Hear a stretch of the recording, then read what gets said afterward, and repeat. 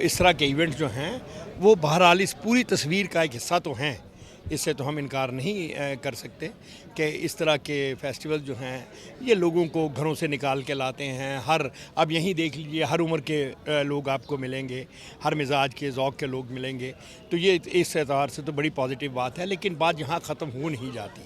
اصل مسئلہ یہ ہے کہ جب تک ہمارے کریکلمز میں، ہماری پرائمری اور مڈل ایجوکیشن میں